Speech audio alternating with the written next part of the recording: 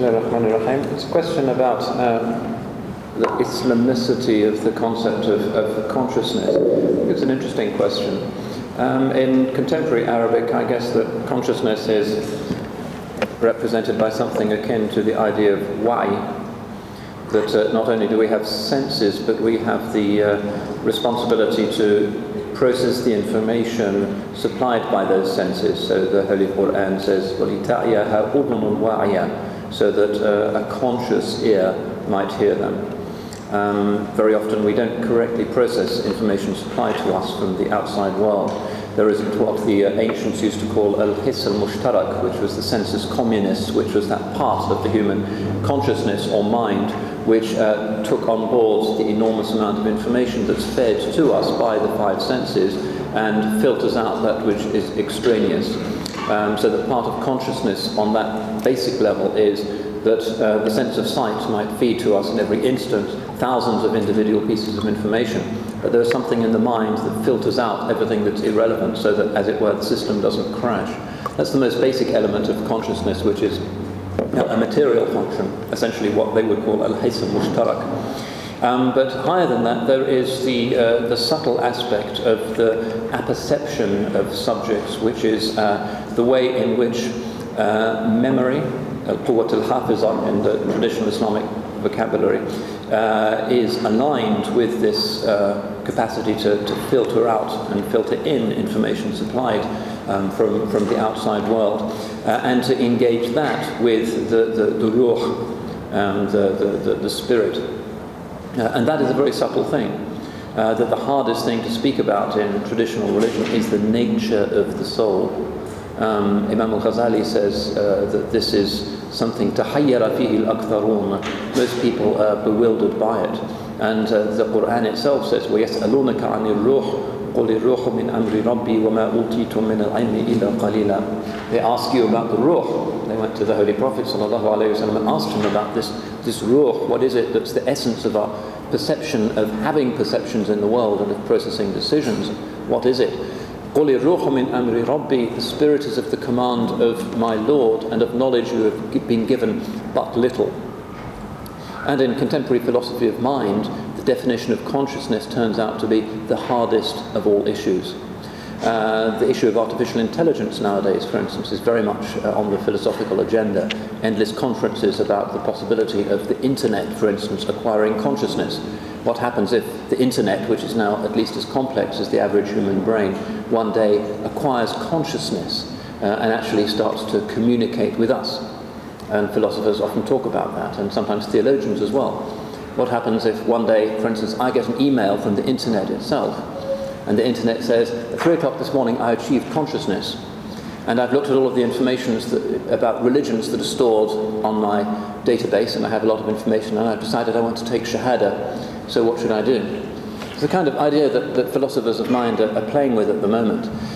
Generally, the view seems to be that there's no sign of consciousness appearing in purely mechanical structures such as the internet. That however intricate the internet becomes and how well it seems able to reproduce many of the workings of the human brain in terms of the selection of data and the storage of data, it is still a million miles away from achieving that mysterious thing that we call consciousness. There's no sign that the internet or any other artificial or robotic intelligence is capable of acquiring that most mysterious thing.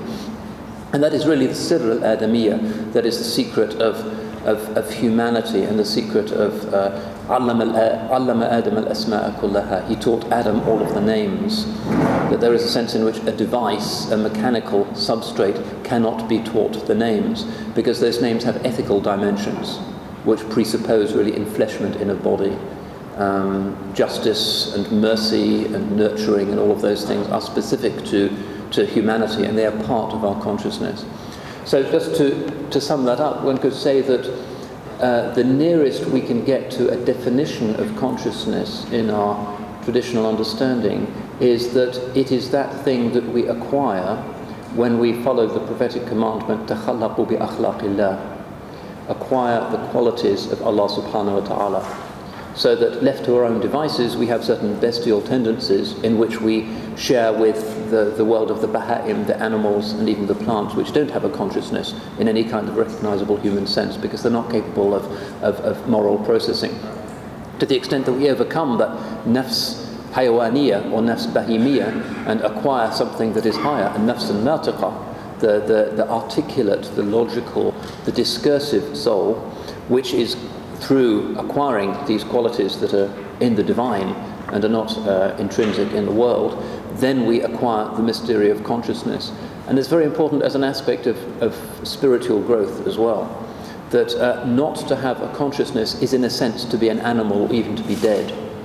And to have a consciousness is to be alive and to really be an agent in the world, in the sense that Allah subhanahu wa ta'ala wishes us to be, which is the sirr of the khilafah in this world. Only Adam alayhi salam has that capacity, despite the fact that he sheds blood and yufsidu fiha, causes corruption in it. His descendants can do that, but the angels are still commanded to bow down to him. Why is that? Because he has this ruh within him and this capacity to be activated by these divine names that make him, in this mysterious, extraordinary way, a legitimate qibla for the angels, which is again one of the ways in which the Holy Quran explains this mystery of the ruh. It is the ruh which is from the affair of Allah that these angels are bowing down to. Fully conscious human beings are realized human beings through having acquired their theomorphic properties in terms of recovering their Adamic perfection. To the extent that we have those names of justice, of strength, of mercy, of gentleness, those divine qualities within ourselves in due balance, we actually have an activated higher consciousness. To the extent that those things are out of balance or not activated at all, then we're just part of the material world. But it's a good question, because I think ultimately human language cannot come up with an adequate definition of that thing which is the most mysterious phenomenon that we experience in the world, namely the mystery that not only is there a universe out there, but that the universe is knowable and that it can be appropriated and understood. And actually Professor Guidardoni, a couple of weeks ago when he came to Cambridge, talked about these galaxies and showed us pictures of the Hubble deep fields and talked about these extraordinary things, said that the deepest mystery of it all for the cosmologist is not the fact that the universe is there and so multiple and so brilliant and so orderly, but the fact that it can be understood. That's where science really breaks down, that there can be a consciousness that actually sees the universe and seeks to understand it and to appropriate it. So that again is وَمَا أُوتِيتُم مِّنَ الْعِلْمِ إِلَّا قَلِيلًا. You've only been given a little knowledge. Thank you for that. Well, we are, in a sense, under occupation. The basic kind of infrastructure of the modern world is determined by another set of values. But the believers have been under such situations in the past, and in a sense it's a test of their faith that they continue to connect themselves to what's authentic and what is prophetic, despite the fact that the powers that be might have been seduced by or have had imposed upon them values that are alien to the prophetic original model. And it's happened so often in our history that for centuries we have existed under alien systems, whether it be under the Inquisition in Spain or under the emperors in China or elsewhere. And Sayyidina Yusuf alayhi salam endured and indeed flourished in his prophetic vocation in Egypt, despite the fact that it was a pharaonic political and religious system. And that the fact that the infrastructure is alien to us shouldn't be something that burdens us with an intolerable challenge, because it frequently is the lot of the believer that he exists as a stranger in a world that is inimical to his systems. And the fact that certain people who are in positions of power have been seduced by the language of the powerful is something that always happens in history, and again is completely unsurprising, and in the long term turns out to come to nothing. وَأَمَّا الطَّيِّبُ فَيَمْكُثُ فِي الْأَرْضِ, the Quran says, that which is pure and good remains in the earth, and that which is corrupt, فَيَذْهَبُ غُثَاء, it just goes like foam or like froth. And that which is prophetic and rooted in the fitrah and rooted in people's real needs is that which eventually will prevail. And one reason why we're now seeing in the West so many people, despite the the regnant quality of the structures of modernity turning to Islam, and it's happening, as I said last night, with increasing rapidity, people just contacting me and others out of the blue and asking for Islam, is that people have seen through the system by understanding the system and want something that's more authentic. People see in Islam the only surviving, authentic spiritual technology from a great age of faith. That despite the fact that so many external aspects of our infrastructure might have been subverted, internally we haven't been subverted in terms of our basic practices. That nobody has yet fiddled with the 5 daily prayers, that nobody has yet interfered with the rules for Ramadan and those other things. The core practices, the arkan of Islam, are intact in a way that they are not in other religions. You go into a mosque anywhere in the world and what you see is a faithful attempt to reproduce the worship of the Holy Prophet ﷺ, and the ibadah is more or less united with trivial differences between the madahib. If you go into a place of worship of any other religion, what you will not see is the way in which the founder of that religion worshipped. In some cases, people have no idea that that might be an interesting thing to try and reproduce. And the divisions amongst them are gigantic. So it is true that on certain political and economic levels, people who are of dunya have been psychically manipulated by the powers that be. But that happens frequently in history. What we really need to hold on to and celebrate, and that which eventually will ensure our success, is the intactness of our aqidah and the intactness of our basic practices. And you have no idea with what relief people come to Islam and find that the basic acts of worship in our mosque have not been tampered with by well-meaning but superficial reformers, that they find an ancient, intact ritual from a great age of faith that nobody has fiddled with. And this is an extraordinary blessing that very often people who are born and bred in Muslim countries just take for granted without thinking what an extraordinary miracle this is, which is part of the وَإِنَّا لَهُ لَحَافِظُونَ, that we truly are preservers of it. The basic core of the religion is, despite the distractedness and the weakness of so many Muslims and Muslim leaders, still intact, and we need to be, I think, more thankful for that. Wallahu a'lam. What human beings crave generically is a sense of security, a sense that relationships will endure, a sense that their culture has a future, and a sense that life has meaning. And all of those things have really collapsed amongst non-Muslims in the last 50 years, with the collapse of church attendance, for instance. In the 1950s, 60% of the population went to church on Sundays. Now it's about 3 or 4%. It's an unprecedented collapse. We've become one of the most secular countries on earth. And that necessarily produces an enormous crisis in people's souls, and they think that there is nothing after death, there is no meaning, there's no basis to the ethical decisions that they take. But the BBC programme also came to some other conclusions which have to do with issues of the way in which children are brought up. And the one thing that they did indicate was that psychologists believe that human happiness has a lot to do with the security that they felt when they were small children. And the thing that they pinpointed most consistently was the fact that even though on their sort of evolutionary model, the norm for the human young is to be brought up in the context of a family where the woman is primarily responsible for the nurturing of young children, that being the historic norm of our species. Increasingly nowadays, children as young as 3 and 4 are actually handed over to the state or to various organizations, and they may spend the entire day being looked after by employees, which apparently provides a deep sense of insecurity in children that is perpetuated in later life, because they don't have that deep sense of bonding with the mother who is genetically committed to their welfare. It's quite interesting because that's very much against a certain type of sort of feminist orthodoxy that wants to free up women to go out to work and to allow childcare to be done institutionally. But nonetheless, they were forced to report on that, something that for the psychologists does seem to be objectively a reason why so many people are kind of insecure, so many teenagers rebel. There are suicidal tendencies amongst many young people, many young women cutting themselves, mutilating themselves, experiencing various dietary disorders because of this deep insecurity that apparently relates in large measure to the fact that as little kids they didn't have the absolute maximum security of being cared for all the time by their own mothers.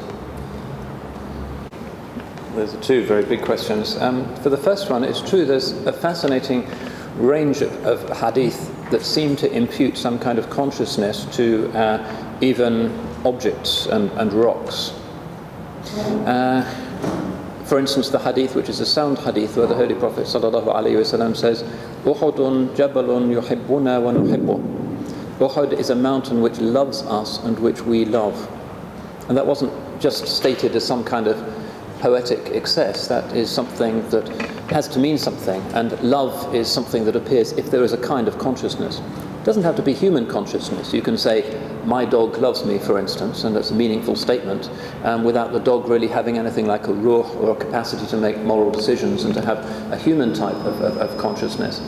And the ulama, and Imam Nawawi, again in his commentary on Sahih Muslim, has some useful things to say here, says that the zahir of these hadith is that Allah at that moment creates a tamyiz, a kind of discernment in those entities. That it is possible for something in the created order that isn't human to have a kind of consciousness, which is why the Mount Uhud can love the Holy Prophet ﷺ. And also in the case of the animal world, we know that one of the distinctive features of the Sunnah is kindness to animals. And the وَلَكُمْ فِي كُلِّ كَبِدٍ رَطْبٍ أَجْرٌ, that the Holy Prophet ﷺ is asked, shall we be rewarded for kindness shown to animals? And he says, you'll be rewarded for a kindness done to every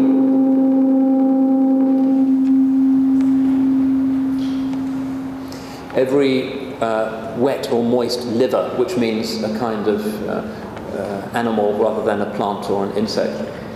And there's a number of hadiths like that, and that wouldn't really make much sense, that there could be ihsan to a living thing if it didn't have some kind of consciousness and ability genuinely to interpret the fact that it was experiencing pain in a way that, for instance, a plant couldn't.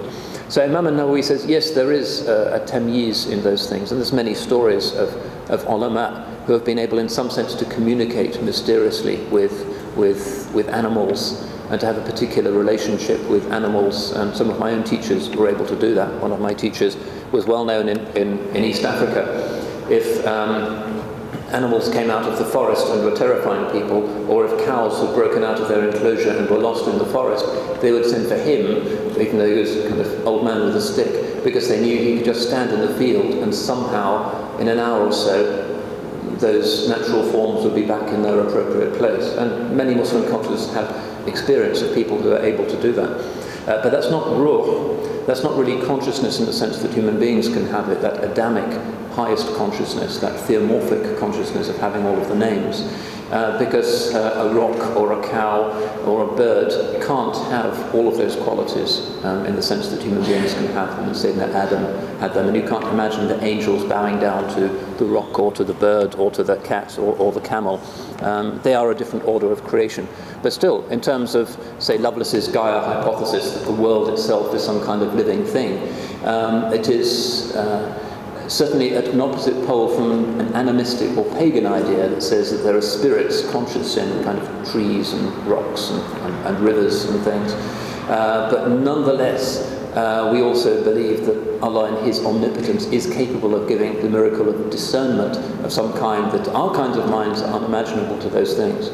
And it's philosophically linked to the question of, for instance, in Oxford there's the philosopher Richard Sorabji who's written on this. To what extent is an animal consciousness imaginable to a human consciousness? For instance, if I injure a cat and the cat is feeling pain, can I genuinely analogize with the pain that I would feel if something similar had happened to myself? And on a basic neurological level one can, but in terms of other feelings of sort of humiliation and despair that might be consequent upon the injury, it's rather harder to make the analogy. And it continues to be a problem in animal rights philosophy, for instance, the extent to which animal consciousness is genuinely analogous to human consciousness. And it may well be something that we're not ever able to prove. Radical human rights activists like Peter Singer, for instance, radical vegetarians and others will say it's analogous to human consciousness. It has nothing to do with what's in your memory or your ability to conceptualize these things. It's consciousness that's affected. Therefore, we shouldn't eat animals. But the majority of philosophers have taken a different view. Animal consciousness is of a different and subordinate kind. The other question really is about the question of the transcendence, the tanzih of Allah subhanahu wa ta'ala.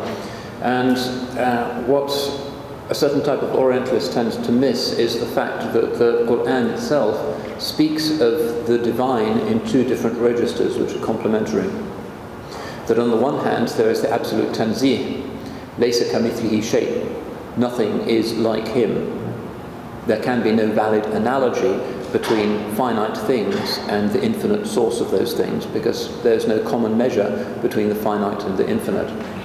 But on the other hand, we find that Allah subhanahu wa ta'ala speaks of himself as having a hand, as having a face, as being possessed of quasi-human personal attributes such as he is as-sabur, he is al-rashid, al-halim, concepts that, if they have any content at all, must indicate that there is some kind of analogy that exists between human virtues and qualities and the qualities that Allah subhanahu wa ta'ala shows to his creation.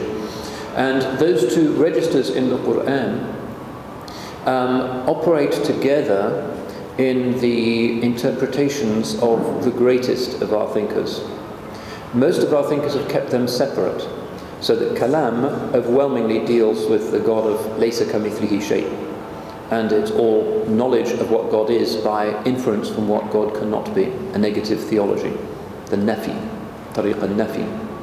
Whereas the way of Tasawwuf, which is the other great way in which Muslims have done metaphysics, has been focused on the God of Tashbih, the God who is aqrabu ilayhi min hablil warid, closer to him than the jugular vein.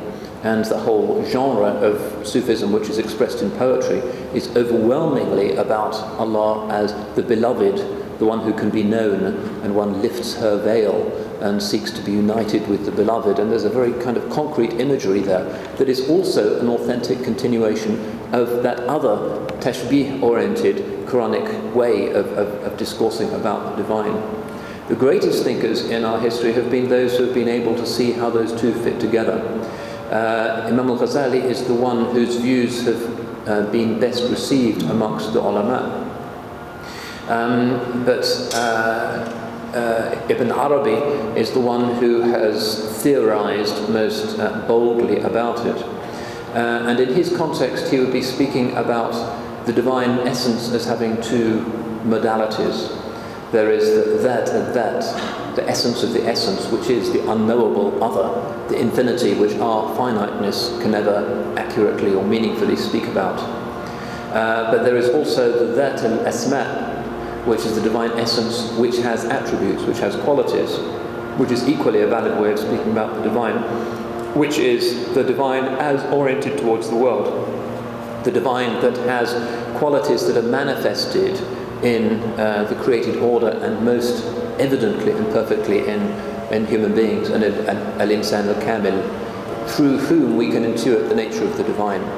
In Ibn Arabi, the ultimate reality of God is unknowable to ourselves, but we can intuit the path to that reality through seeing the divine qualities, and those divine qualities are most perfectly manifested in the perfected human being, the highest manifestation of which is a prophetic figure. Which is why the concept of wilaya in Islam is so vitally important. Ibn Arabi doesn't deny the possibility of a rational definition of the divine, although he's a little bit cursory about it. But what he insists on is that our experience of the divine is through a deep human intuition of the qualities of God as divine qualities when we confront them in this world, and particularly when we confront them in the person of the prophet or the saint, who has this extraordinary capacity just through his being, through his presence, through his adab, and through the spiritual fragrance of his presence to persuade people's souls of the existence and the nature of Allah subhanahu wa ta'ala. And he says both of these are legitimate ways of speaking about the divine. The that and that, the essence of the essence, absolutely unknowable. The ama, the cloud, that which is beyond even the word of God. But there is also equally the God that has names, that is demonstrably the case, because in this world of shadows and zulumat, we see the names instantiated, and because they are names that are through tawqif, given in revelation, rather than names that we ourselves have conjectured about, they are authentic names that indicate or point towards the divine. They do not encompass the totality of the divine, but they are genuine pointers towards the divine, which is what we need. so they are useful for our suluk. But the end point of our suluk in Ibn Arabi's system is a realization that is beyond even the world of asma. And he would see that, although it sounds like a controversial view, as being a kind of Ash'ari insistence, that the famous Ash'ari formulation is that is not the same as his names, but is not other than the names. In other words, you can say it both ways. You can say, Allah is not the same as his names, but you can also say, Allah is his names. Those are both valid formulations. And in divinis, in the divine nature, that's not a contradiction. Contradictions are part of the created world and part of the way he has determined logic to operate. In his own self, he can do as he wills, and that's not an inherent contradiction. The reality of that is something that, for Ibn Arabi at any rate, has to come through mukashafa, or unveiling. But he expresses it in this kind of discursive way so that the likes of us can start to intuit the way towards it. But Ibn Arabi, despite the elaborateness of his exposition, and its sometimes controversial form in the eyes of many of the ulama, is somebody who believes that dhawq is the way genuinely to resolve these things. How is it that God is the same as his names, but other than his names? Well, go and see for yourself, is his basic message. Thank you. I'm glad that we're now talking about practical things that we can take away with us. The Holy Prophet ﷺ passed away, and before he did so, there were two things that he insisted upon when he was on his deathbed, which we need to think about very carefully. When he was ill, he would say, as-salat, as-salat, the prayer, the prayer. And the other thing that he said was, usikum bin nisa'i khayra, I urge you to be good to women. Those are the two things which he wished the Ummah to remember as he took leave of this world. And it seems to me that that is something that we need to put at the centre of our practice of the religion at the moment. That at the prayer, if only the Ummah was genuinely praying 5 times a day, with all that that implies in terms of the purity and the orientation and the centrality of the masjid, and leaving behind the rest of the world, genuinely meaning it when you say Allahu Akbar, our situation would be very different. And if only we heeded the prophetic advice, Usikum bin nisa'i khayra, be kind to women, our family life would be a lot better than it currently is. One can talk until one is blue in the face about ways in which the Sharia should be preserved or interpreted or reinterpreted, but unless there is compassion and respect, no amount of reform is going to make a difference. The reason why there are problems in relationships in Muslim communities, although not, as far as I can see, as much as they exist in non-Muslim communities. In England now we have calamitous social circumstances, with single parenthood becoming a norm in much of the country now, and most marriages ending in divorce. The reason why there is that mess is basically because of a lack of compassion and empathy and selflessness, that the modern world teaches us so much to esteem ourselves and to see what is in a situation for ourselves, that we tend to treat marriage in the same way, and that we tend to see a partner as just another opportunity of showing off, feeling good about ourselves, having new opportunities, rather than treating it as an opportunity for service, and as the believer should, to see that there is another soul there with insecurities that needs that need to be listened to and validated. If only we could understand that, I think that aspect of our situation would be ameliorated, and we wouldn't hear all of these problems about polygamy and talaq laws and things which are not to do with the laws themselves, but are to do with the hard-heartedness of so many people, particularly men. The Sharia is an expression of Allah's rahmah, and those who come to it from outside soon realize that we do need those boundaries. But unless it is treated as an adjunct to one's spiritual life, rather than just as a whole list of possible indulgences for men, which can't be a possible religious outlook, then we're going to make a mess of it. So those are the two things that I think we need to remember. First of all, the importance of the prayer for ourselves and for our families and for our communities and for everybody, so that the world looks at us as being a community of worshippers and is amazed by that. And secondly, that we need to have this kindness to women, that is what the Holy Prophet really was about the last thing that he enjoined us to remember, which we so often get wrong. Wallahu a'lam. Did you count 4 questions or 3? Maybe I missed one. Anyway, I'll go to the 3 that I understood, and then if there's another one, inshallah, we can come back to you. The question of sa'ada, there's worldly happiness and there is unworldly happiness. I think that we are all aware, if we have any kind of prayer life, there is a distinction between the two.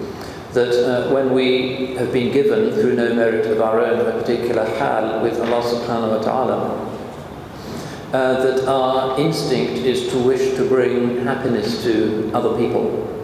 And that is the quality of the wali or the nabi. He wishes the other to be sa'id as well as himself.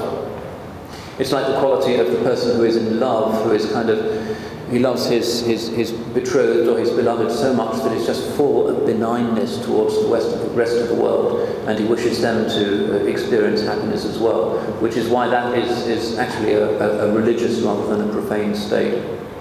But the dunyawi happiness, which we get, for instance, if we inherit some money or win the lottery or some other material thing, generally takes the form of an element of Schadenfreude or happiness that other people are missing out on that. I'm the one who has won the lottery and my neighbour didn't. Elements of satisfied envy are usually part of it. So very briefly, to differentiate between the two, an authentic religious happiness, a calm in the soul, which is the akhirah, is one that we long to share with others and brings us to greater respect and love for others, whereas a worldly happiness is something that makes us feel superior to others, as so many rich people do. So there is, inshallah, a clear distinction in terms of the state of mind that ensues. The question of how we identify ilham and determine its authenticity is, of course, a very subtle one, a very difficult one. And in istikhara prayer, very often we're not quite sure whether the response that we seem to have received is actually a consequence of the istikhara or not.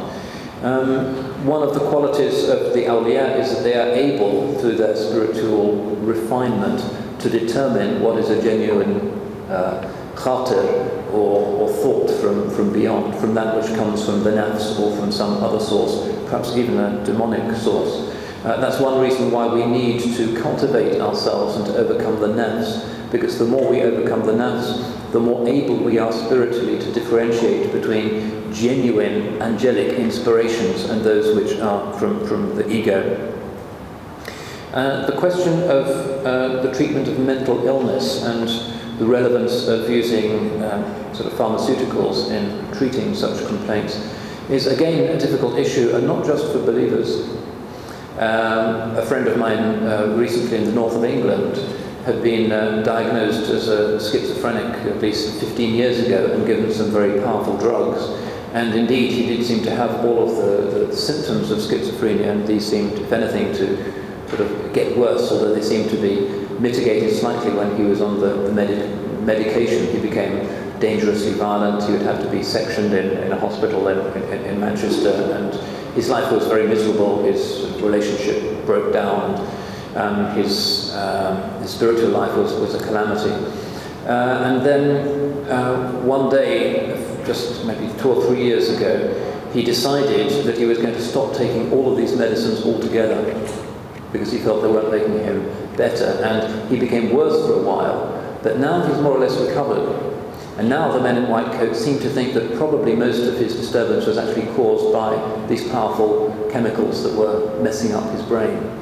The function of the brain, and particularly the subtler aspects of it, to do with personality and ethics and delusion, are so subtle and ungraspable that modern medicine really doesn't understand how they work and really can't see how these powerful drugs make a difference.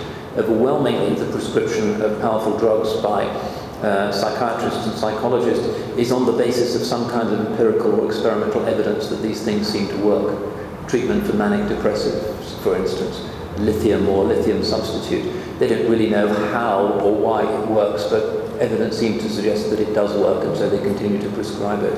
But given the delicate balance of the human brain, and the subtle relationship, as we believers believe, it holds with the spirit itself. Generally, if one can avoid pharmaceutical solutions, it's much better to avoid it. That if there are ways of enhancing people's sense of self, their security, their prayer life, incorporating them properly into society, because very often mental disturbance is caused by loneliness and other things that are increasingly common in our atomized society. That's infinitely better than pumping them full of medication, which may have side effects that it could take a long time to identify, if ever. So those are my three answers. Have I missed your fourth question?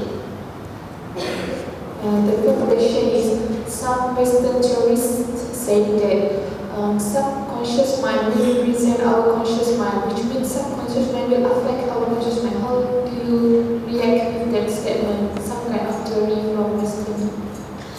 Well, if you look at dreams, for instance, which is where all kinds of things kind of bubble up to the surface, you'll see some kind of indication of this. And Imam al-Ghazali, when he talks about dreams, says that they're of different kinds.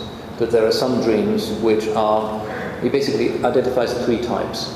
There's the dream which is the recycling of memories of things that have happened to one recently or in the distant past. That the consciousness is just sort of turning them over and over again for reasons of its own and may break surface, and he says they have no spiritual significance. Second category is, he says, demonic inspirations, really kind of dark, ugly things that certain human beings can focus on, that obsessive, addictive behavior and interest in dark and dirty, impure things that sometimes can happen when we sleep, when inhibitions are lowered, sometimes even to people when they're awake. If they're not people who have sufficient self-discipline, they can find that they really are kind of fixed on the ugly. And there's a lot of modern art, for instance, tends to exploit that, our desire to see what's ugly, the intestine, the nudity of an ugly old person, or the kind of thing that the modern artist is preoccupied with is, for Imam al-Ghazali, an example of these khawatir shaytaniyah, the demonic impulsions. There's no rational reason or spiritual reason why we should want to look at somebody's dirt, but the modern artist is interested and wants us to be interested as well. And the third is the angelic inspiration, which is the ilham, which comes from a higher realm, which everybody kind of intuits in a weak way when they experience beauty. That the experience of seeing the sea or a beautiful painting or something inspires some higher possibility within them, but they usually don't have the ability to conceptualize that. But in its pure and intense form, it's the experience of the believer when they are confronted with the reality as a result of a lifetime of service to others and prayer and genuine, sincere activation of the religion. And that person may expect to receive a genuine ilham. It can sometimes happen that people can be given an intuition or an unveiling without apparently having done anything to deserve it. And this frequently seems to happen. And there, in many Muslim cultures, and no doubt in Malay culture, there are similar stories of people who seem to have led a bad life, but Allah gives them something inexplicably, and they become sort of people whose dua is always answered.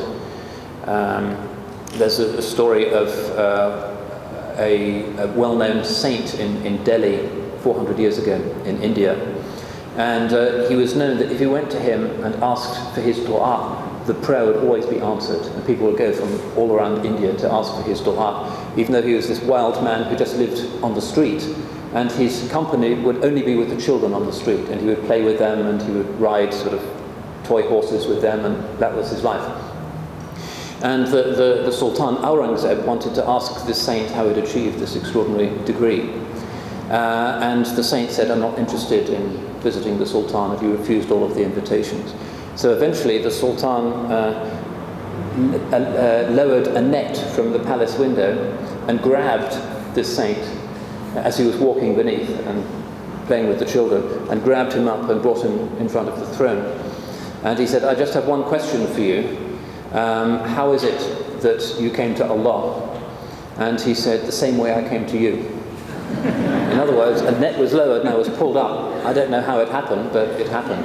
And that kind of ilham through Allah's generosity can be given to people. They can repent. And I know somebody in England who told me an extraordinary story about how when he was only 14 years old, living as a non-Muslim in a part of England far from me, had a dream of a beautiful man who wore a green turban and had a smiling face. And when this teenager woke up, he felt that there was still some kind of interesting fragrance in the room. And he read and he read and he realized that it was Sayyidina Muhammad sallallahu alayhi wasallam, and he became Muslim and is now Hafiz of Quran, even though he's convert to Islam. How that happened in his dream, this is part of the Alam al-Arwah, the secret world of the spirit consciousness, strange things that happen to people in sleeping or half-waking states, and Allahu A'lam as to how that works. But in Allah's generosity, anybody, even the likes of us, can hope one day to be pulled with Allah's net out of our dunya and given something better, inshallah. I suppose I briefly indicated this earlier when I indicated this prophetic category of the gharib, being a stranger. And I talked about the khalwat dar anjuman, the solitude in the crowd. Those of us who don't live even in Muslim cultures but in a Western unbelieving environment, such as the very secular university world that I inhabit, have constantly to deal with the fact that one is a fish out of water, and one needs to carry with oneself a kind of life support system in order to maintain the alternate worldview intact rather than be constantly influenced. And the mechanisms that are propounded for this are essentially at their root the mechanisms of the Sunnah itself, because the Sunnah is a style of life that is oriented towards our end time situation, our eschatological reality. The Sunnah is designed not just for people who exist as comfortable members of flourishing sacred societies, but also people who are essentially in this case, the situation of khalwat ar anjuman, being alone in the crowd, because everybody else has as their qibla the 10,000 things in the created world. A policy of that, an aspect of that is the prophetic haya, that Rasulullah sallallahu alayhi wasallam was a person of haya, of not being brazen, of constantly lowering his gaze. And this principle of nazar bar ghadam is something that is associated with the khalwat dar anjuman principle, that one looks towards one's feet. One is not, like everybody else, looking at the shop windows and looking at the cars and looking at all of the stuff that's around, but constantly involved with what is important in one's own internal life while remaining part of the society. Khush dardam is another principle, which means remembering Allah subhanahu wa ta'ala in every breath. The name of Allah actually is the way we breathe, so that there are never opportunities for the shaitan or the distraction to creep in and to delude us with alternate worldviews, because his presence is constant with us. And the consequence of that for the mashayikh is safar barbatan, which is travelling to the homeland. If we know that our destination is the akhirah, and we map out our lives and our careers and our career choices on that basis, rather than on the basis of shallow, material, egotistic status, then inshallah the intention will carry us through. But of course we're weak and we are osmotic creatures. At-taba' salim sarraq, the sound human nature is a thief, which means that we're always influenced by the akhlaq and the qualities and the worldview of people who are around us. That's the way in which Allah subhanahu wa ta'ala has created human beings. We have that osmotic quality. And the solution to that is, as much as possible, although one might have profane people to associate with at one's place of work, to ensure that one's home environment and one's social circles are made up of people who are remembering Allah subhanahu wa ta'ala in a joyful and a classical way. But of course it's difficult, and many people do disappear beneath the waves and submerge, because dunya and the modern systems are powerful, and many people are kind of magicked away by the sophistication of secular discourses of various kinds, because of the weakness of their spiritual life, or because their teachers have not been able to explain certain shubhas that might appear intellectually, because their teachers themselves might not have a sufficient grasp of modernity and the weaknesses of modernity. But as I indicated earlier, the Enlightenment fundamentalism that one found in universities a few decades ago has largely melted away. The place of theology and a sacred vision in the universities is much stronger and more respected than it used to be. Certainly in the major Western universities, Yale and Harvard, theology is thriving. Post-critical hermeneutics is a major philosophical tendency now that uses scripture as one of its major interlocutors. The science has changed to make much more space for the possibility of a divine ground for being. Things are a lot easier for us conceptually, although they might have become more difficult for us socially in the modern academic world. And alhamdulillah, we see that there's now a thriving Muslim intellectual community in major Western universities in a way that even 20 or 30 years ago would have seemed inconceivable. The large number of Muslims who are in Islamic studies, which say in the 1960s and 70s were really monopolized by Christians, Jews and secularists of various kinds. You see, in every Islamic studies faculty now in the Western world, there's at least one Muslim, active Muslim, and often several Muslims in place. These are all signs that the modern academic environment can be a useful sort of ecosystem for Muslim inhabitation, as long as Muslims are sufficiently aware of their own tradition and of the nature and the strengths and the weaknesses of modernity. There's arguable assumptions in both of those questions, I think. The first is that so many Muslims hate Imam al-Ghazali, and generally haven't found that to be the case. Nobody denies the immensity of Imam al-Ghazali's contribution in the science of usul al-fiqh, for instance. Mustasfa is a text that's respected and studied by people from virtually all orientations. Imam al-Ghazali was, as everybody can see, the man who most comprehensively defeated the unacceptable dimensions of Greek philosophy. The man who came up with the most successful refutation of the Ta'limiyya, the Ismailis, the one who wrote the most successful refutation of Christianity. His contribution is not doubted by serious scholars. In fact, as I indicated last night, Imam al-Suyuti, in his fatwa on the meaning of the concept of tajdeed in Islam, says that although there are differences of opinion as to who was the mujaddid of the Islamic world in different centuries, he says he doesn't know anybody who disagrees with the fact that Imam al-Ghazali was the mujaddid of this century. Imam al-Suyuti is writing about 4 centuries later on, in a time of really great scholarship, particularly in hadith. And he says, "La a'lamu lahu khilafa." Everybody agrees that Imam al-Ghazali was the renewer of his age. And the title that is given is Hujjat al-Islam, which is not a title given to any other thinker in the Sunni context. There are some individuals who nowadays have come out against him, but overwhelmingly those are people from the fringes of the Ummah, intellectually speaking. These are people who are not legitimately connected to any valid chain of authority.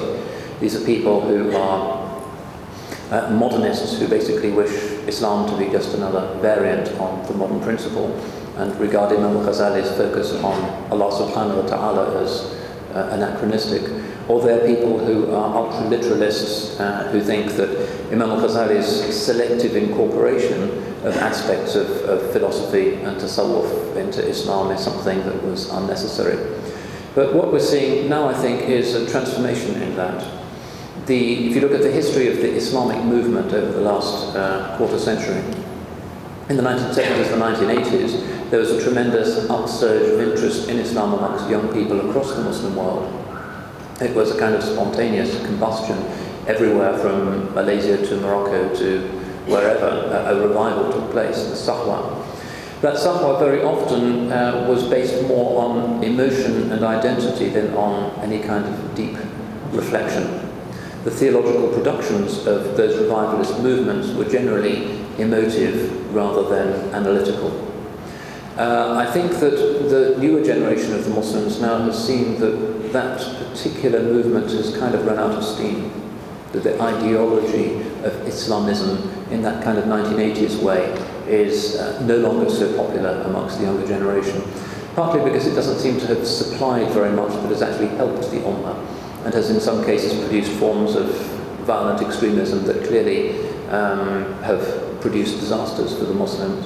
But also I think because there's a greater maturity now and a desire that people don't just operate with their hearts but with their minds as well. They want to understand Islam and to see why they're Muslim rather than just be Muslim because that's something that they've been born into. So I think that although the age of huge demonstrations and mass Islamist movements is probably behind us now, we're entering a better period in which people are actually thinking more and reincorporating the totality of Islam. As Imam Siraj Hendricks says, Imam al-Ghazali was somebody who saw Islam as something in his age which was fragmented and broken into lots of different pieces. And he showed how, using a correct understanding, the real Islamic aql, one could see how fiqh fits with usul al-fiqh, which fits with tasawwuf, which fits with kalam, which fits with tafsir, and reintegrated Islam into a single vision. That, I think, is what Muslim thinkers are trying to do now, in the light of the perhaps more difficult challenge of engaging with secular modernity. But that is the way in which I see the more reflective young Muslim activists moving now. That we're not regarding the Islamism of the 1980s and the early 90s as just a disaster and a failure. But it wasn't the last stage. We're moving on to something else which is, I think, deeper and more reflective, and something that can actually put us in a much better position to do da'wah. The old Islamism was a kind of conflictual, we're against the West, Muslim tribalism, more often than not. I think we're moving on from that by seeing ways in which we can express ourselves in Western languages, in Western categories of thought, that can actually bring people into Islam much more than was possible, say, in the time of Sayyid Qutb and Maududi and some of the writers who were writing for the needs of an earlier generation. So I think that in this new context, Imam al-Ghazali is being rediscovered by the new generation and treated with much more respect and seriousness than was the case in a lot of Islamic activist circles, say, 20 years ago. Sorry, what was your second question?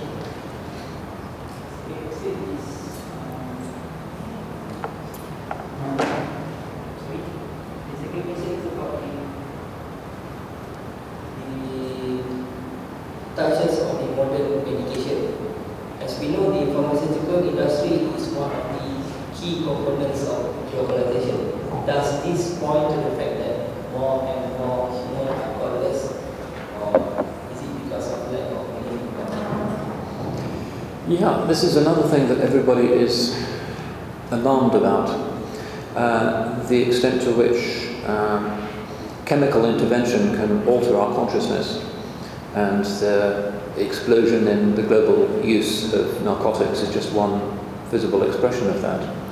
People are not happy with the way they are and the way they're thinking, so they want some kind of chemical stimulation. In many British universities now, we're trying to work out what to do with the fact that many students, as they face their exams, are now taking performance-enhancing drugs, which are actually designed for people with dementia, Alzheimer's, degenerative diseases, because it enhances memory. And it's demonstrably the case that if you take these pills before your exam, you get a better grade because your memory is enhanced. So even at my university, we're not quite sure what to do about that. Do we have compulsory drugs testing for students as they go into the exam? How can we police this? It's part of a larger crisis, I think, in human subjectivity. And the philosopher Jürgen Habermas wrote a recent book which claims that ours is the last generation of humanity as traditionally understood, because our technical capacity for manipulating the basis of human subjectivity is unparalleled. We can now, through cosmetic surgery, change the way we look any way that we want. Through genetic manipulation, we are increasingly able to change the basic constitution of our human reality and to create new forms. For instance, a friend of mine who's a geneticist was recently approached by the Pentagon with a request that he carry out theoretical research on the possibility of producing a human being who can breathe underwater. It's illegal to create somebody like that, they use that word, but the theoretical research is legal and they wanted to pay him to do this. And he had some interesting questions about what that would mean for the Sharia, for instance. If such a person was a Muslim but had gills and could breathe underwater, how would they fast during Ramadan? And I had no idea how to answer those questions, but as the years progress and human beings become more used to the idea of radical redefinition of the species, not just through pharmaceuticals but through genetic engineering, these are going to be the questions that we ask. And Habermas's point is that everything in the humanities is going to be changed by these scientific transformations, because the humanities, from literature to art to psychology to sociology to philosophy, have always assumed that the one thing that didn't change was human beings, that we are the same beings that we were at the time of Socrates, Aristotle, Moses. If we're something new, if we're transhuman, everything has to be new for us. So he's proposing that we're on the brink of the end of humanity, and he thinks that for utilitarian and ethical reasons, these scientific changes will sooner or later be put into practice. We'll all live to be 1,000 years old, we'll all be able to see in the dark, and we'll be something totally different, because that's what we'll want, and human beings tend to get what they want if the scientific options are there. So yeah, pharmaceuticals is one aspect of it, but there are deeper questions which are raised for religion, including Islam, by modernity, in that we now have this ability to change our identities, to change what we are, to reassign our genders, to do very fundamental things to ourselves, which is part of the postmodern condition of not having a fixed identity, but being in this constant state of flux. The Quran emphasizes the polarity of the genders. This is fundamental to its vision. لَيْسَ الذَّكَرُ كَالْأُنْثَى, the male is not like the female, and Allah's signs tend to alternate. And وَمِنْ آيَاتِهِ أَنْ خَلَقَ لَكُم مِّنْ أَنفُسِكُمْ أَزْوَاجًا لِتَسْكُنُوا إِلَيْهَا. From His signs is that He created spouses from your own kind, that you might feel at peace in them. Part of our vision of the cosmos is that everything is the consequence of the interplay of opposites, and human society, human spirituality is part of that. One of the axioms of the modern world really is that it has to unbalance anything that traditionally was in balance, and that everywhere in the world, and not just in Malaysia, you find that there are extreme disparities. Perhaps in the West we have done this earlier, and we have had more chance to reflect on the consequences. I've already indicated this rather unfashionable BBC survey that indicated that there does seem to be a strong genetic interest in children being brought up intensively by their mothers when they're small. And many people increasingly in the Western world are recognizing this, that their fitra has not been completely suffocated. Germaine Greer is somebody who we have actually with us in Cambridge. I see her from time to time, and she's been a very interesting, conscientious reflector on the gender paradox, having written The Female Eunuch, which in the late 60s, early 70s was one of the great manifestos of women's liberation and encouraging women to do everything that men were doing to enter the universities and the professions.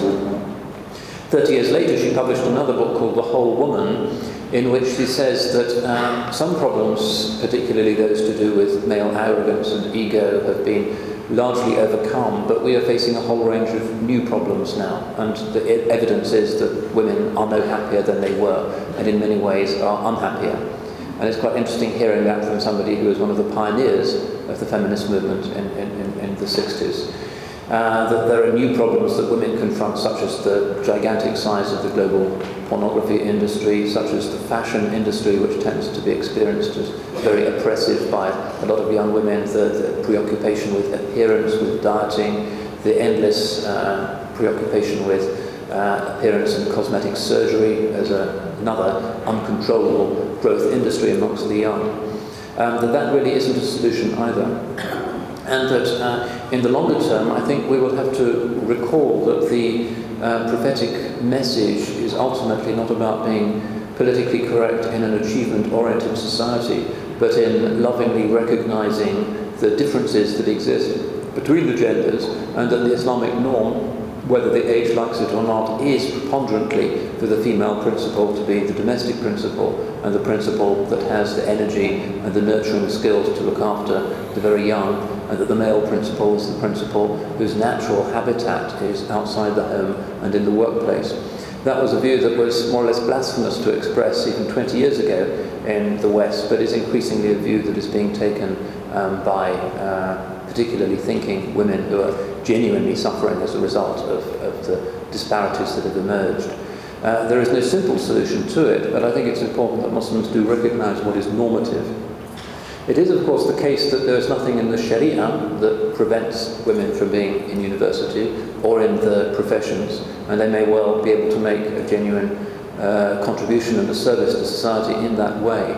But we should not allow our awareness of the distinct creative genius of the two genders to be completely effaced by a modernity that is generally hostile to all kinds of difference in humanity, and that for marketing and economic reasons has an interest in reducing us all to variance upon the same thing.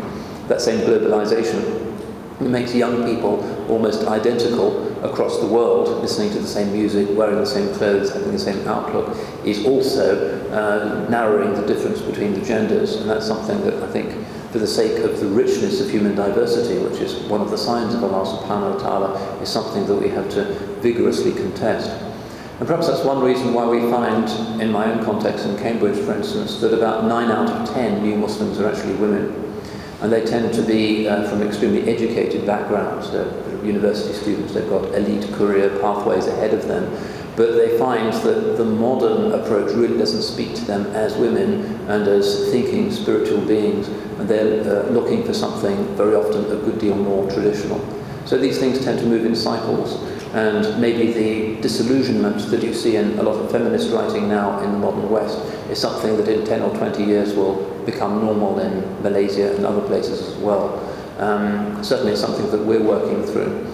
It's not that what is being recommended is a return to any given set of patterns from the past, but rather a certain caution about the huge claims that were made for the women's movement in its heyday in the 1970s and the 1980s, because new problems have emerged and society continues to fragment, and when it fragments it tends to be the women who carry the greater burden. Maybe it depends on what you understand by those Quranic verses that ask us to think about creation. وَيَتَفَكَّرُونَ فِي خَلْقِ السَّمَاوَاتِ وَالْأَرْضِ. Does that just mean that we intuit in a simple way the nature and the existence of Allah subhanahu wa ta'ala just through a poetic regard for forms of creation? Or does it legitimize some kind of deeper probing into the way in which creation has been set up? I think probably both of those are legitimate. But religion, at least a universal religion like Islam, has to provide space for people who actually want to understand. It can't just in a fideistic way say, this is true because it's known in Revelation and science has nothing to do with it and science changes anyway. I think it has to have a way of integrating both forms of knowledge.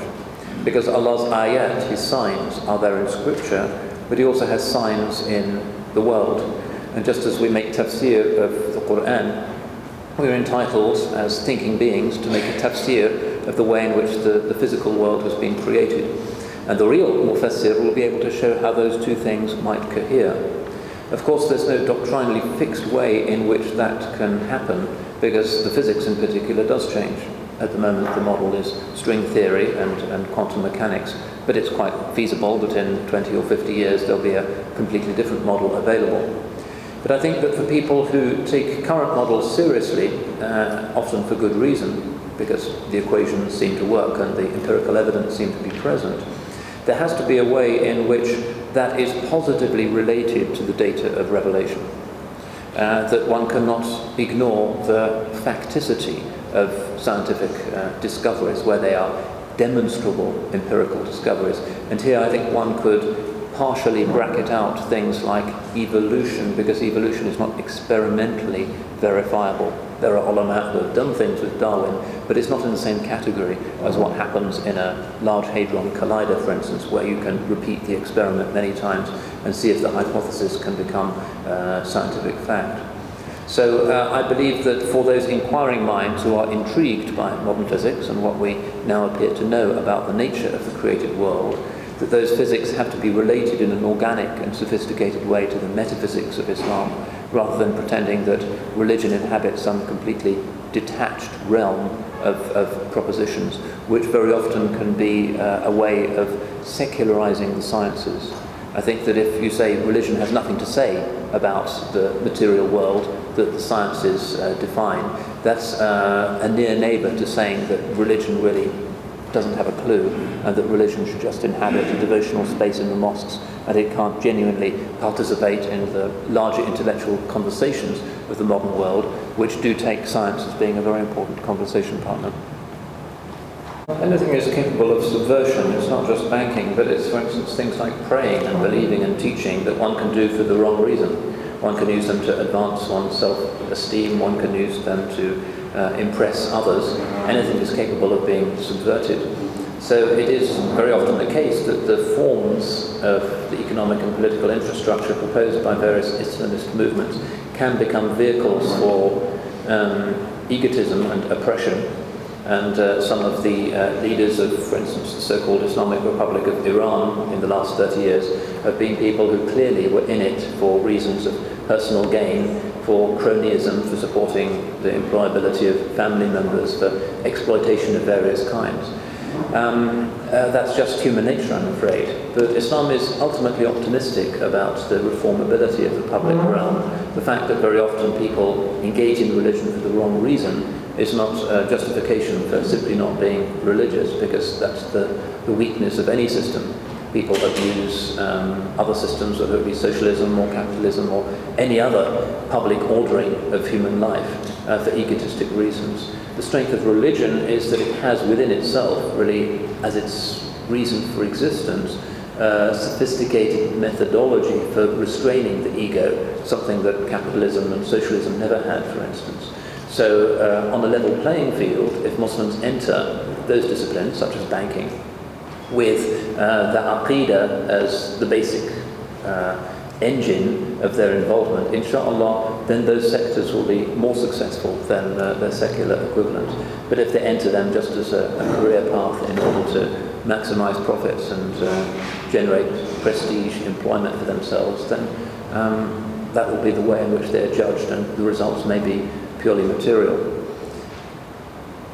Islam, obviously, as a comprehensive vision of human transformation, has due place for the political, and our history, in fact the origins of our history indicate that.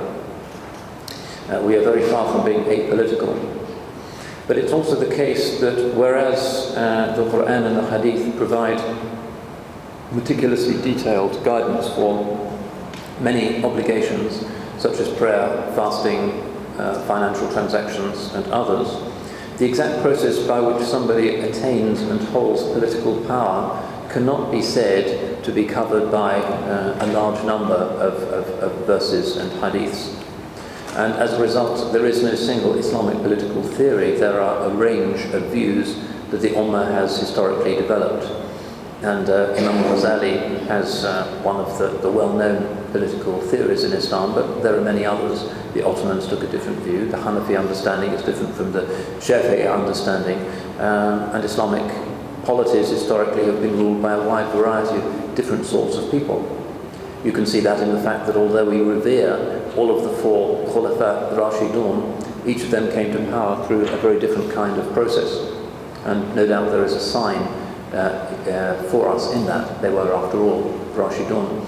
So in the current situation, rather than imposing a single totalitarian model of what an Islamic state or an Islamic political process has to look like, or what the agenda of an Islamic political formation or party has to be, I think we need to look at the foundations of our tradition, which is that the Sharia is about the transformation of society through the instantiation of mercy. And the basic principle there is that لا تسألوا الإمارة, do not ask for political power, which is a sound hadith, because if you ask for it, it will be given power over you. وكلت إليه, it will be given power over you. But if you are given it without seeking it, you will be given success in it. How that's to be understood depends on the political possibilities available in different cultures. And certain cultures may have a system of sultans or amirs. Some cultures might have a system of republican consultation. There are many possible models, and amongst the ulama one sees validations, complete or partial, of many of those models. What's important, I think, is not so much the actual mechanics of an Islamic political process, so much as the way in which that process guarantees a society in which ego is kept at bay and the Islamic potential of the subject is actually unleashed. Generally, the political processes in the contemporary Islamic world have produced political orders which are profoundly suspicious of religion, not just in its political manifestations, but religion as a whole. Most of the regimes in the Muslim world clearly are terrified of any sort of religion and try and keep it in its box as much as possible. They may well make large public claims to support for religion. They may ostentatiously appear at public forms of worship and maintain certain traditional symbolisms, but the reality is that the great majority of our regimes, and I'm speaking largely of the place that I know, that is to say the Middle East, the Southeast Asia I don't really know at all and have no ability to pronounce upon, but generally one finds that the regimes are phobic or allergic to the principle of religion. That has to be overcome.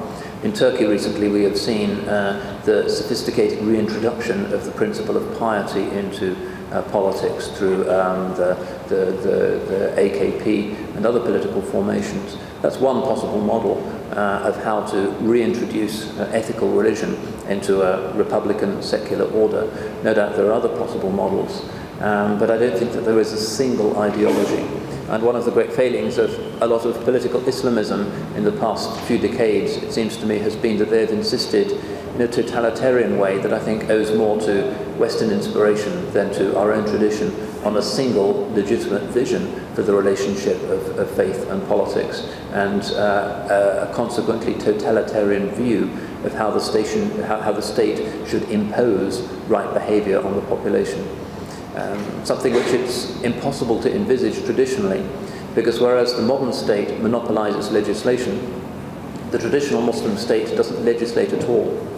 The question of how a nation state can be Islamic is something that many of our scholars have not thought through sufficiently. Traditionally, legislation is God's as understood by the ulama, and the state plays no part in it.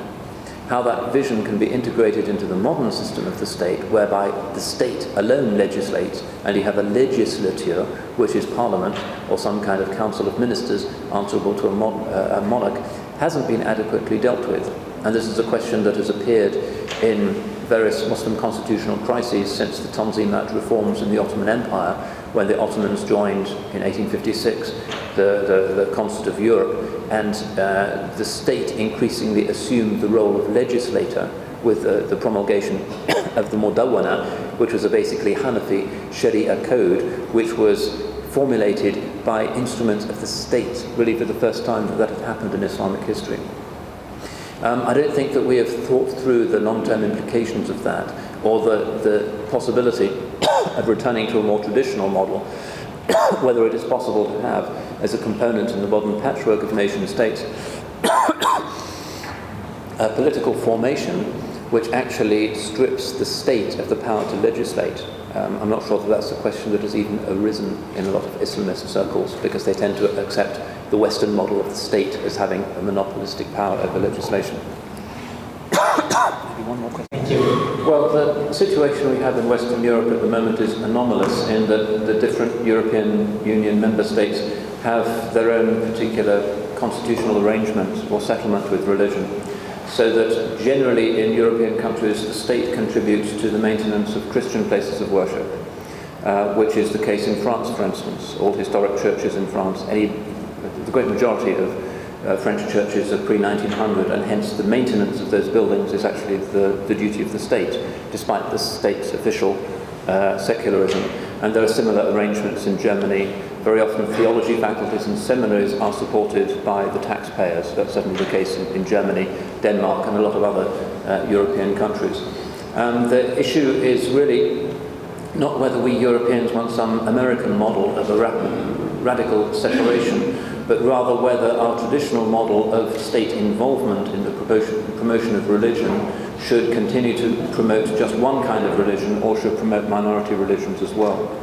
In practice in England, very often Muslim communities are supported by at least local government, in that local government very often will make subsidies available to Muslims who wish to establish mosques. And that's been frequently the case hundreds of times in particularly the north of England, where generally poor Muslim communities have had the purchase of land subsidised for them by local ratepayers and taxpayers. Whether that should become a more general national pattern is a subject of some contention. Generally, I think Muslims in England are not pressing for subventions from the British taxpayer for mosque construction, but maybe that ought to change. Whether that model is actually something that is beneficial towards religion, I doubt very much. And in terms of the idea that historically it was a duty of Muslim states to build mosques, that's certainly not one of the canonical Sharia obligations upon a ruler. If you go to a classical Muslim city and look at the names of the buildings and the Waqf documents that explain how they were founded, you'll find that occasionally the big mosque in a city will carry the name of a ruler, or will have been founded by a ruler. So the Mosque of Ibn Tulun was the Friday mosque in Cairo in the Abbasid period, and the great mosque of Samarra in Iraq. Similarly, the Umayyad mosque in Damascus was funded from the Bayt al-Mal of the Muslims. But generally, 99% of the mosques where people are praying were not founded by the state at all, but were founded by local benefactors, quite often actually local women. At least half of the mosques in traditional Middle Eastern countries were founded by waqfs that were made by women, and the same in Istanbul as well. We have to remember that the state in the traditional Islamic world actually did very little. Our vision was not quite the free market vision, but not a socialist or a dirigist vision either, in that the duty of the ruler was to defend the frontiers and to ensure that the Sharia courts operated. Otherwise, the ruler had no responsibilities or duties. Traditional rulers certainly didn't get involved in education, for instance. They might occasionally create an academy for supporting a particular view, usually for political reasons. But generally, mass education, which did exist in the traditional Muslim world, was produced from local resources and local populations. The health provision, similarly, increasingly seen as a responsibility of states, was very seldom provided by states in the traditional Islamic world. Occasionally, a great ruler might want to make a symbolic statement and build, for instance, the Suleymaniye Mosque in Istanbul, which had a Darul Shifa, or a hospital attached to it. But overwhelmingly, that was exceptional. A few big symbolic sultanic structures might suggest that the responsibility of the state extended into social welfare, but generally, we had a minimalist model of what the ruler was for. The government was basically there to make sure that the barbarians didn't cross the frontiers, and that there was a qadi who could deal with internal issues of legal boundaries. Otherwise, the sultan just stayed in his palace with his dancing girls and whatever, and everybody kind of forgot about him. And if you read, for instance, travelers' stories from the Ottoman Empire in the late 19th century, Marmaduke Pickthall, who translated the Quran into English, when he was only 18 or 19, travelled a lot in the Ottoman Middle East, in Syria, Palestine. And he said most Ottoman citizens at the time never engaged with the state. They just had nothing to do with it, because communities were self-governing. There would be a village headman appointed by the village itself. The qadi would come from the community, and people just had nothing to do with the government ever. And they felt very free in that. For him, travelling in the Muslim world, having been brought up in the strictures of Victorian England, highly regulated, was a kind of liberation. He, like many others at the time, experienced the Muslim world as a place of radical freedom, where communities were self-regulated and people could travel as they wished without any kind of documentation. Nowadays we have the opposite. We have a rhetoric of global freedom, but in reality everybody wants your retina scan, and the cameras following you wherever you go, and every credit card transaction is notified to some obscure central agency. And in practice we are intensely monitored, and we have, simply by the dint of the fact that there are so many laws now imposed on us, far fewer freedoms than was the case in a traditional Islamic order, where people did have a radical type of freedom.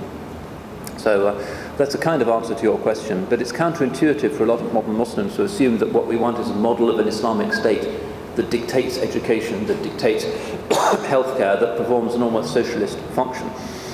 Historically, that would have been a real aberration. It has nothing to do with the traditional model of the organization of public religion. And the creation of mosques is something similar.